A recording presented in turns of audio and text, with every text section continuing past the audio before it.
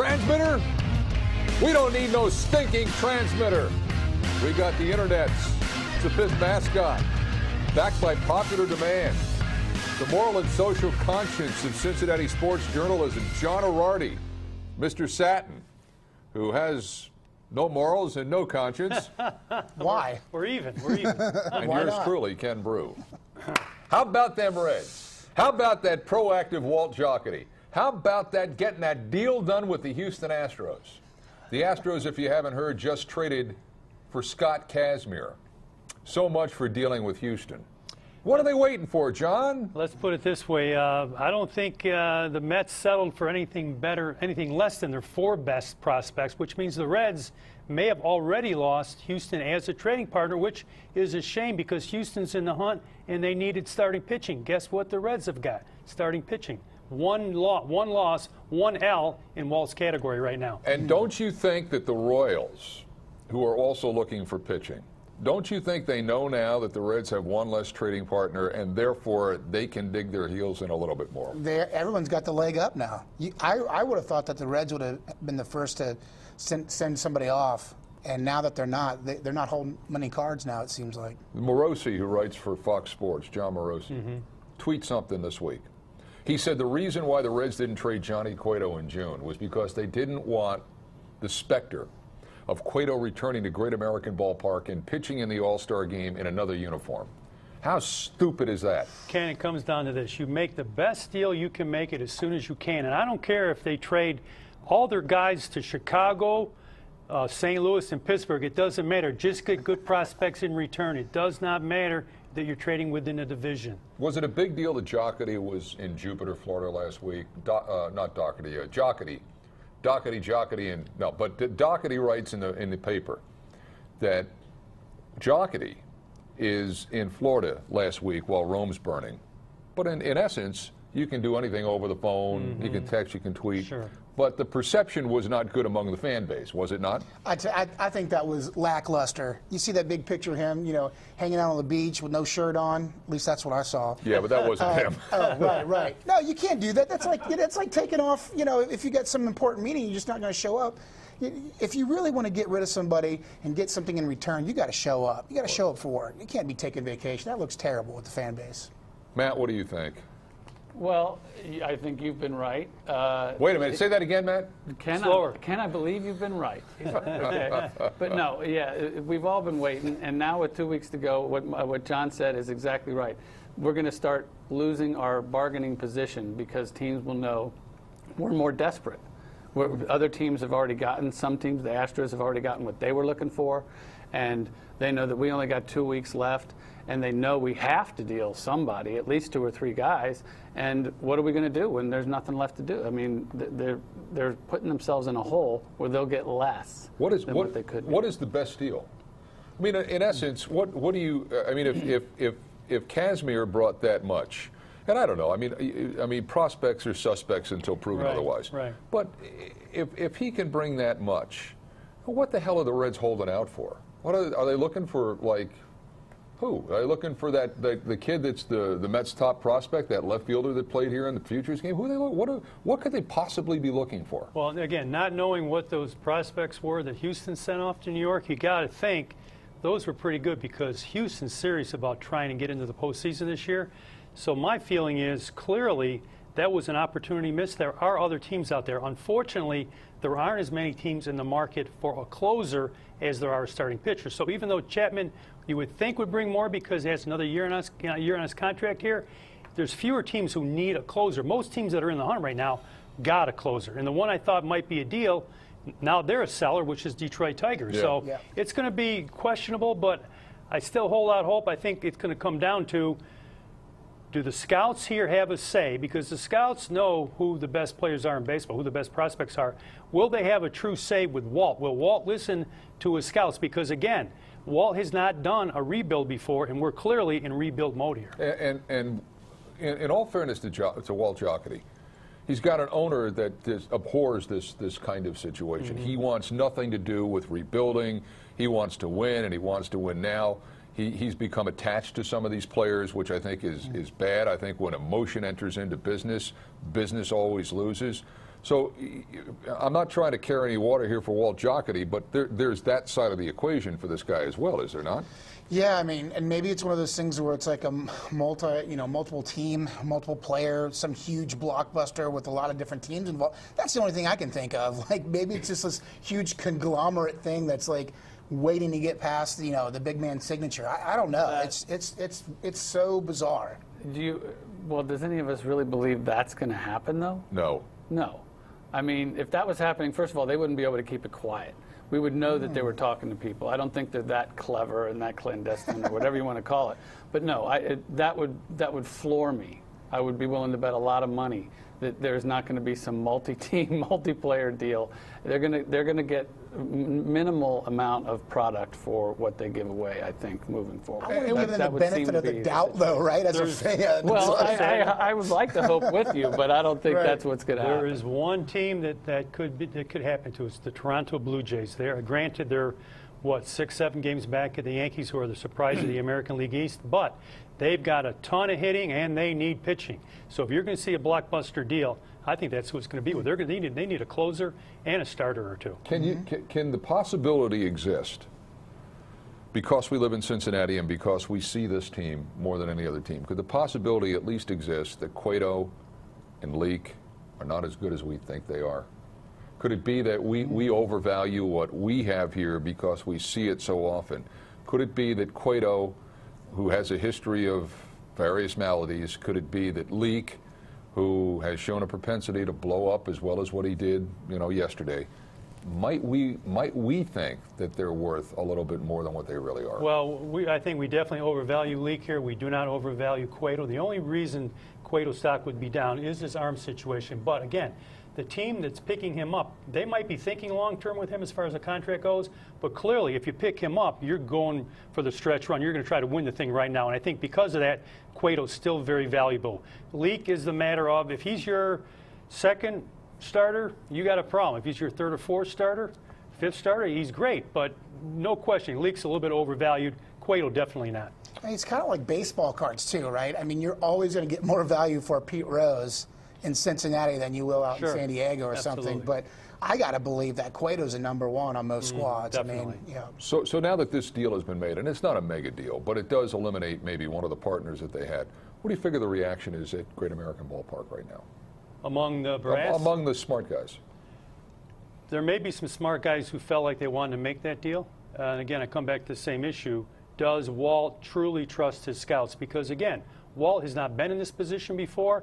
I'll guarantee you there's some smart guys down there who wish this trade got made. And this is, I say this not knowing who those prospects were, but you're talking about the Astros needing pitching, and they would give up whatever it took to get them, and I've got to believe the Mets got a good return on their dollar. Matty, is there somebody back there we can get, Libby or Mike, or anybody that could look up on the internet to see exactly who these prospects are? We will work on that, but right now we do not have that. You don't have that? We're working on it. Can you Just work give on us that? a second. Can you direct somebody to do that, Matt? Well, Libby's efforting as we speep. Might be able to He's use my Google. toes. She's got internet access over here. Astros trade. Try that. that's great. Well, while we're on that subject, let's talk about the Reds and the Indians, because I mean, walks killed them in this thing. Leak pitched well in that. DeSclafani did not. Cueto had his shortest, I think, non-injury outing, 4 innings. Maybe that was later in the week. Anyway, they walked in 4 runs on Sunday in 4 separate innings, first time in 45 years. Are we at a point in the season? A lot of times that's concentration where maybe players aren't focused. That seemed to me what was going on there from a pitching standpoint. Well, I mean, the main guy to blame, of course, would be Cueto, because I think he gave up 3 of those walks. He did. And typically you don't see that from Johnny C. So I was thinking about this after watching the Cubs series, which they split, and they actually played pretty well. That manager Brian Price has not lost this ball club. They're still putting forth great effort. And for that reason, I don't think the team's lost focus.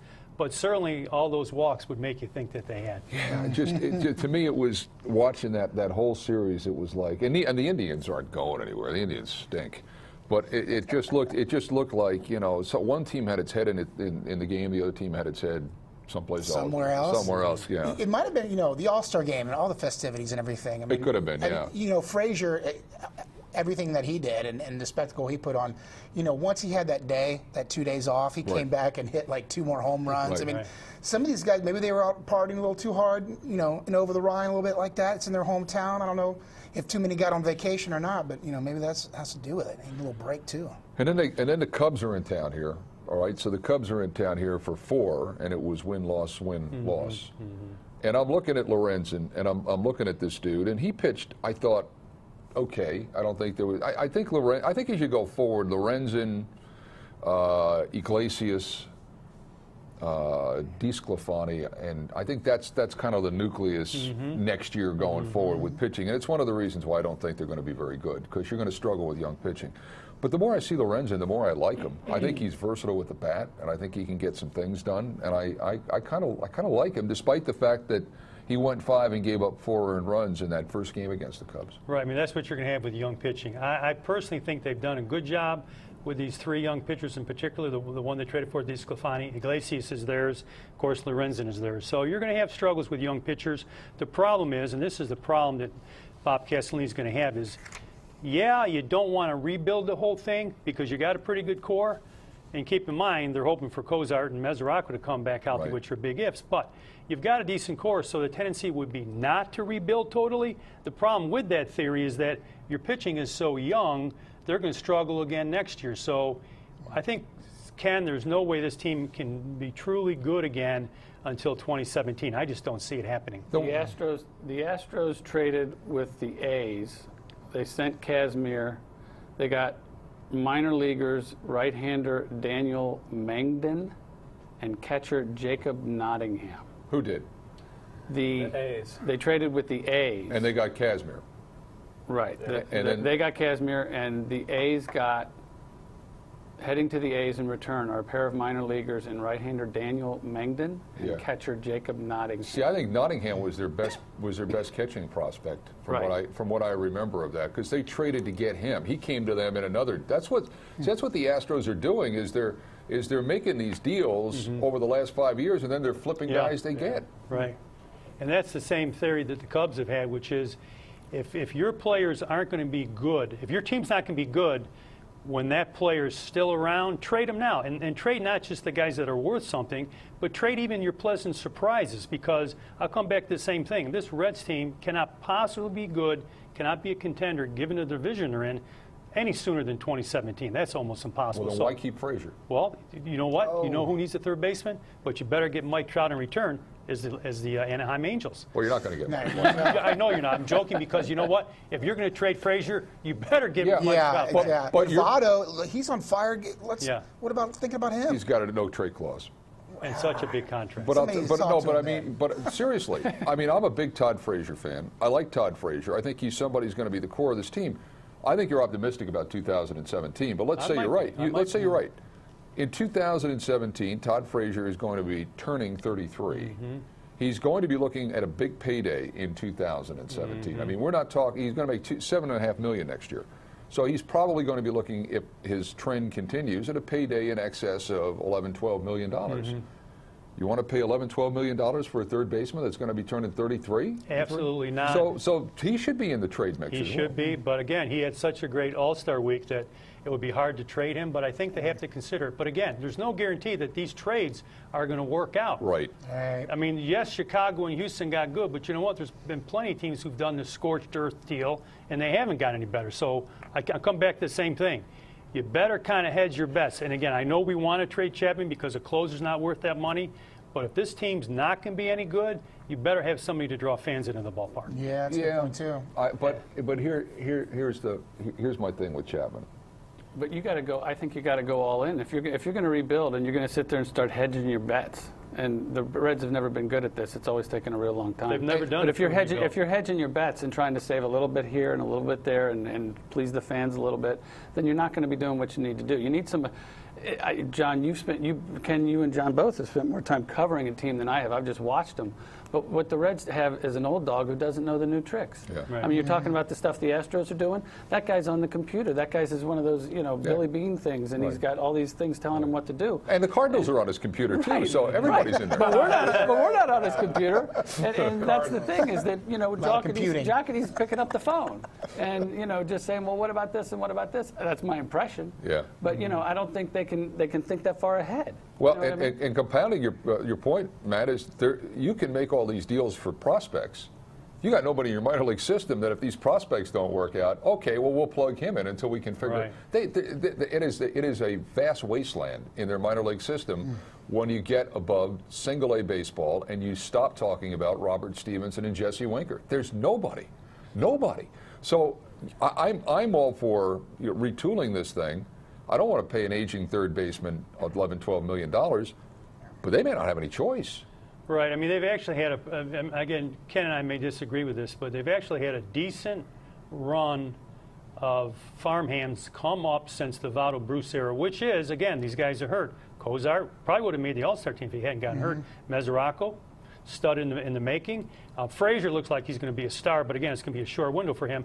So actually, with those guys and the young pitching, the tendency is not to want to blow this up. The problem is, again, if your players that you want to be good with aren't going to be young and good at that 2017-2018 period, trade them now. I agree with yes, that. you got to at least consider trading Todd Frazier. I'd probably be struck by lightning for saying that, Mr. Satin, but you got to consider consider what he's your most valuable commodity. Let's face it. Right. I mean, that's like trading Dale Murphy back in the 80s, that kind of thing. But You're right. I know. It's for me, I get upset too when I see the guy from Middletown, like Carl Schwarber, comes up. You know what? That guy came down here, crushed it at the Futures game, and you know what they did? They're like, "Come on up. We got an injury. We're going to throw you right in the mix." And he does amazing. I mean, it's like he's a hometown guy. Why can't we get that guy? Their young hitting is so good and so impressive that. It makes you wish you weren't in the National League Central. Let's put it that way. I mean, it's a tough division right now. You're right. It'd be easier to trade these guys if we had people in the minors, but I mean, I saw Winker play 3 weeks ago, and he looked like Jay Bruce. I mean, he couldn't hit the curveball. He's batting .230. He struck out 3 times. I mean, he didn't look good at all. Yeah. He's not even close to ready. Yeah. And we need to strike when the iron is hot. I mean, like right now, Bruce is looking good. Like, why not strike now? Rather than sit back and see these other teams do it, I really thought the Reds were going to be the first team to get out there and trade. They have television in these other markets, Mr. Satin, and they see what Jay Bruce did in May. Yeah, but here's the thing. Like, we're talking about, we're still on Netscape. We're still on, like, AOL, you know what I mean? And these other, they got Google. Right, we're copies. Why don't we have Google? Yeah. Matt, did I upset you, Matt, by directing from the set with the trade information? No. Oh, okay. I never like to do that. We want you to feel free. Branch out. I just want to. I just want to make sure. If you start to really irritate me, we'll just kill your mic, and then that'll be okay. Hey, what's for lunch back there? Who delivers? That's right. You guys pull up some menus back there? Yeah, Libby helped me out. Libby bailed me out of that situation. All right, so let me get to, before we get off the Cubs series here, let me get to last night's game. Because Brian Price, twice in that game, 3rd inning and 9th inning, issued intentional walks. I mean, he said, we're going to intentionally walk somebody, okay? The 3rd inning blew up on him because they brought Chris Bryant off the bench and the guy got a hit. In the 9th inning, did you get the feeling that maybe Aroldis Chapman did not want to intentionally walk that guy? Price holds up 4 fingers and then has to go out to the mound to explain what to do, and the first pitch that Chapman throws is like to the backstop. Anybody get that opinion that maybe Chapman, and then he's laughing like, I thought that might have been a little disrespect to Price and a little, kind of like, I ain't buying into this thing. Well, he certainly hasn't had to do that very often in the past. So that's new to him. And also what is new to him apparently, and it might be new to the Reds as well, as holding a runner on second base. Because that guy went right to third unchallenged and later scored the game winner. So for my money, and again, we're coming back to that Cardinals-Reds comparison, I don't think the Cardinals let this guy be in whatever year Chapman is in and not be able to hold runners on base. Right. That cost him the ball game last night. See, the other thing about Chapman is he's a head case. Well, he's comfortable making $9 million a year, pitching 40 innings a year. And to me, that equals laziness. And if he can't figure out that in 3 years he's not going to be throwing 102 miles an hour, and he's going to have to become a starting pitcher, because when you're a closer throwing 96, 97, you're kind of like an average closer. Right. that's another reason to dump him, and it may be another reason why there aren't a lot of takers for the dude, other than the fact that all good teams have closers. Maybe they're looking at this guy saying, well, yeah, he's lightning now, but in 3 years, he's going to be one of the guys. He's not going to be special because your body wears down. He's a blown elbow waiting to happen. Yeah, I mean, again, the market is smaller for him because not that many teams need closers. The ones that are good have them, but he's still a commodity, especially with the extra year on his contract, unlike Leak and Cueto. So I think there will be a market for him. It's going to be a tough one for Bob Castellini to pull the trigger on, but I think it's going to happen. I'm holding out hope. I'm like Mr. Satin here. I still believe the Reds got a big deal in the works. I'll be very disappointed if they don't. Yeah, I mean, every minute that goes by that they're not making a deal on these guys is less money in their pocket. So I don't understand why they wouldn't do that and jump. It's like one of those Cincinnati things. We got to wait and see what happens. Like, no, like if you're out there in the forefront and you make it happen, you dictate what you want. And they've got a lot of guys that I think are tradable. I mean, obviously Marlon Byrd is, Bruce is. We certainly know about Cueto, Leak, and Chapman. I mean, despite the trade today between the A's, the Astros, and the Mets, I think the Reds are still in the driver's seat. But one more of those, I'll be jumping off the bus. Yeah, I mean, as a fan, too, I think it's not like 30 years ago. I think we realize that you have to get youth in here. You know, we're not going to stop going to the games because Chapman's not there. Right. You know what I mean? Right. 30 years ago, maybe, but I feel like people are a little bit smarter now that fans going down to the game, we want to see wins. I want to get positive here. Okay, let's go. We get positive. Yes. Let's do it. Joey Votto over the last week has played terrific baseball, swinging again. I'm praying he's not streaky, getting into the streaky thing, but like Bruce. But the last 7 days, I mean, he's getting on base at almost a 650 clip. He's hit 538 in the last week. Now, of course, it's in the middle of a season that is a lost season. But if he's healthy, he always posts good numbers. John, in your opinion, is Joey Votto still a top 10 player in this league, or is that a status that doesn't apply to him anymore?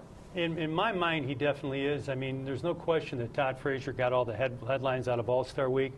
But for my money, Votto's still this team's best player. And he's showing what he's capable of right now. And the people that don't think he's a top 10 player are the people that do not value on-base percentage. Right. I agree with that. Which is how the Cardinals have had this great run. Their guys get on base. They don't swing and miss.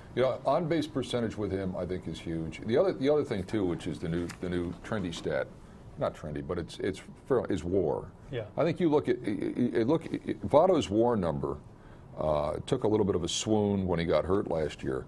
But the fact of the matter is I think last I checked, it's on the rise, and OBP consistently at around 40%, sometimes higher, sometimes lower, and for the last week, just terrific.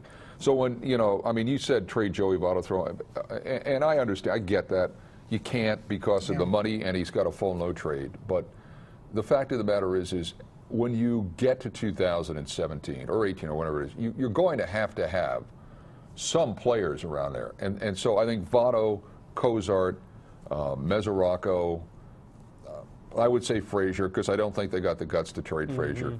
And if Billy Hamilton can ever learn how to hit Major League pitching, I think there's your core right there that are going to be around in 2017. And frankly, without knowing whether they age well or they get hurt, that's not a bad core. No, it really isn't. It's not a bad core, but if I agree with you. I have great hopes for Billy Hamilton, but if the Reds are going to be a dealer in this market, they have got to get a center field prospect in return just in case. Right. Because, again, Hamilton certainly is a threat, even with the 300, 310 on-base percentage, but at 260 where he is now, he's no threat at all. You can't have that. No, and you know what? Even if you try to, he's a bench player for a contender. He's a fourth outfielder. He's a bench player for a contender. That's sad. That's sad. I mean, he had so much potential. Same with, I kind of disagree with Mesoraco.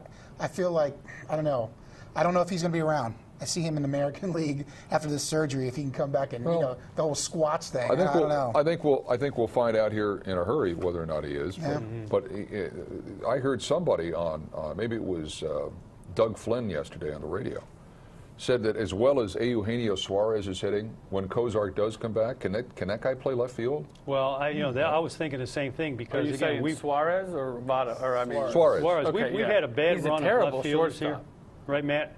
We've had a bad run of left fielders here. Yes, sir. I mean, a lot of I black was gonna holes, say a lot of guys you're Suarez hoping can't for, field shortstop hoping and praying at all. for. I'm with you. I mean, I think that, yes, Suarez can definitely hit as your left fielder. I mean, typically that's a power position. He's probably not quite up to the league average, but he's close. He's a really good hitter. I've loved what I've seen of him so far, and certainly they could do a lot worse than a 25 or 26-year-old on the rise left fielder, something they haven't had in the last 5 or 6 years. And it might be a way to fix what's going on there. And who knows? He's so young. You know, maybe he can play multiple positions. Maybe he can play second base. Maybe he can. We know he can play third. They put him at third the other day. If he can play left field, then all of a sudden you do have a valuable commodity that you can move around. You mentioned second base. Don't rule out the possibility of the Reds trading Brandon Phillips. Again, they may have to eat some of that contract, but the Kansas City Royals for sure need a second baseman. A couple other teams do.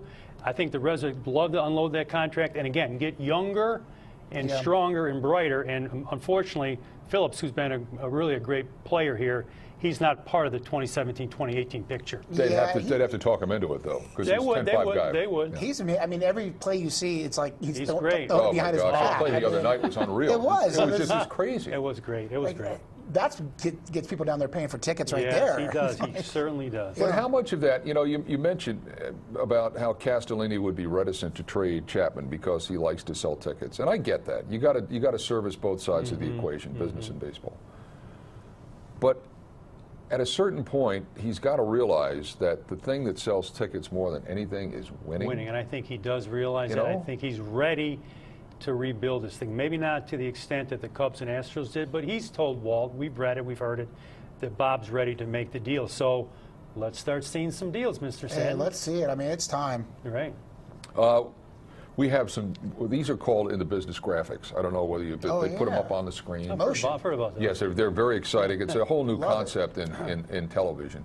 But we have Gus Bell, Buddy Bell, and Mike Bell. Now, what do they all have in common? They have the last name Bell. But what else do they have in common?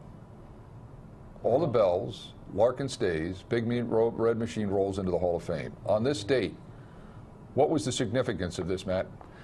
This is a big date. I like to do this date in Reds history. This is one of the biggest ever. On the same day, July 23rd, 2000, the same three things happened. Mike Bell took the field for the Cincinnati Reds, being the first three-generation family to play for the same team. Gus, obviously beloved from back in the day. Buddy spent a season or two here with Pete, I think, in the 80s. He did. And then Mike came up for a brief period in 2000. That's when he played for the Reds.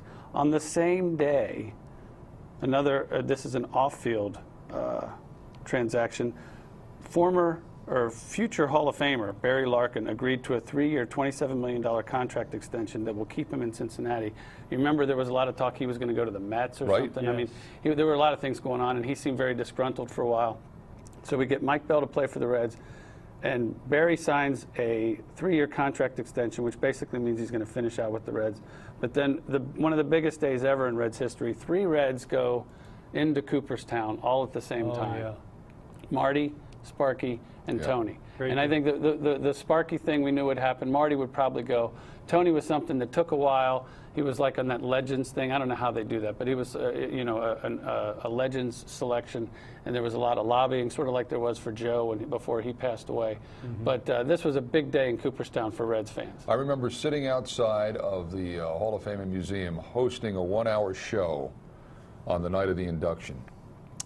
And we got word just before we went on that Larkin had stayed, that he'd signed for 3 years. And it was like, at first I said, well, that's good. Maybe Carl Linder's going to start spending some money, and maybe they'll get some pitching in here.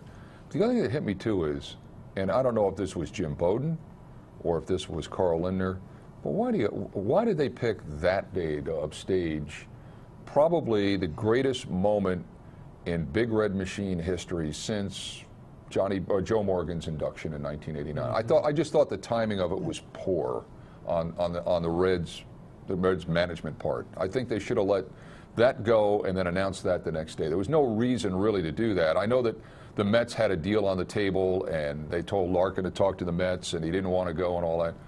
But there was a way to do that. They could have done it you know, the day before. They could have done it the day after. I just thought the timing was poor. No, you're right. You and I were up there together. I think we had that conversation at that time. Unfortunately for the Reds, if you're going to upstage your big three going into Cooperstown, you better have it be a good, smart signing. And frankly, even though I'm a great admirer of Larkin, signing him to 3 years when he was so long in the tooth was definitely a mistake. And that was, of course, the big problem with this franchise. They acquired Griffey, then they didn't build around him with good young players. Yeah, they signed Larkin, and they're rolling out guys like, you know, Jimmy Haynes and Pete Harnish and people like that to pitch when, you know, it would have been better spent somewhere else. But I just thought they could have handled that better. The Bell thing was just like off the charts great because that was talk. But you know, I was really happy, and I know John, you were too. You were up there. I was just really happy that Doggy got in on that day because he was there with Sparky. You know, Marty was you know, I think the world of Marty. Marty was going to go in 1 year or the next year. He was going to get that award. But to have all three on that day, I just thought was just really kind of cool. It really was, and there's the caption right there, Big Day in Reds history. It was truly one of the great days, certainly arguably their greatest day in the history of the National Baseball Hall of Fame for what the Reds accomplished that day. Interesting thing there about seeing the great Sparky Anderson. That move that Joe Madden made the other night by pinch hitting for the pitcher in the third inning, that had a little bit of Sparky Anderson in it and a lot of Casey Stengel. And that's an aggressive manager who figures my team's down 5-0. Our chances of winning aren't great. I'll use my pinch hitter right now. We'll see what happens. Double, clear the bases. They get 2 or 3 runs, and what do you know? They win that game. And what has Joe Madden done everywhere he's been? He's a fantastic manager. He's great. He really is. Win. I don't want to look at the standings. They're too depressing. The Reds would need, you know, like really several cases of intestinal virus to break out at franchises around the country to get back in the thing. But I think that the point is, as we began this thing, you gotta deal. You gotta be proactive, and they just can't do. They, for whatever reason, they can't bring themselves to do it. And I don't know if it's because they don't want to do it, they want to admit they're rebuilding, or they don't feel the deals are right. But sometimes, you know what? You just got to do it. You got to do it. You can't wait for the market to come to you. And they've waited way too long, Mr. Satin. Yeah, sometimes you just got to clear some house. You know what I mean? Right. Even off the field. I mean, I don't know. I mean, hey, I'm always looking. So if you guys need some help down there, why not? You know, I know how to work Google and other various software. So I'm here. There you go. Reds. Let's hope a week from now, Matt. Let's hope a week from now we're all saying, "Wow, what they accomplished in a week's time." And I think it's got to be this week. If they wait another week, no, and then there's, well, then there's just a week what I'm left. saying is, they're not going to do a deal by the end of this show, but hopefully before the beginning of the next one, they'll have a deal done, a couple of deals done. We'll get really blockbusters. We'll get on the phone as soon as we're done, and we'll get Bob and Walt to get it together. By the way, they play the Rockies, and then they go to St. Louis and play the Cardinals. Johnny Cueto has gone 4 innings his last 2 starts. Now he's got to go pitch in Coors Field. I mean, how is that going to help his stock? I mean, everybody knows what Coors Field is, so you can factor that out. But I mean, this is a case, he could get blown up at Coors Field, and then they could be really sitting there with their, he has, you know? His auditions haven't been good. Leake is the one, if someone's just looking for the hot pitcher, Leake is showing his true form, his good form right now. And if you just looked in the last couple of weeks, he's the one you would want. Now, that I don't know whether that's really what you want. You're right about that, but still, even though Cueto has been less than stellar in his last couple of outings, by the way, we keep saying, is this Johnny Cueto's and Mike Lease's last start for the Reds? Well, we've been saying that for a while, which should tell us something. I mean, I'm not sure there's enough in return for those guys, but you know what? Cueto's the guy. Given the arm problems, I can understand a little bit of hesitancy by other teams, but my gosh, Mr. Satin said it. That is a pure number 1. Mike Leake is never going to be that, despite what he's shown the last few outings, and they've been wonderful to watch. Cueto's still the guy, and I think it's going to happen. I think you're going to see a good trade made, at least a top 50 prospect, and probably a top 100 in return for Johnny. Why wouldn't they do something, too, where you see like a Marlon Byrd, he's heating up right now, too, again. You know, him and Lee go somewhere. Why not a package deal? You could make a package deal. I think that's probably why the Reds haven't made a deal yet. I think they're working on a blockbuster package deal that includes Jay Bruce and maybe even Brandon Phillips. Wow, if they do that, then it's not going to. If they got a deal where it's Cueto and Bruce, or Leake and Bruce, or whatever, if Bruce is involved, you almost have to then get somebody back that can play for you right now. Absolutely. You almost have to get that. Do they even want that? I mean, wouldn't you have to pay? I mean, it would have to be somebody young. You'd have to pay. You'd have to pay them, and then you know, they'd certainly have to be young, because if you got somebody who could play now, you'd have to pay them for a few years, and it wouldn't be worth anything. You would have to get somebody that is just like in his first year Major League Baseball, second year, that you can control for 3 or 4 years. Right. Absolutely. Okay. If somebody's willing to give that up, but yeah, I mean that's the thing. Well, you don't want to pay for somebody for a few years when you're not getting any return other than just. And that's the point, Matt. Is that again, not knowing what these 4 Houston prospects were in return.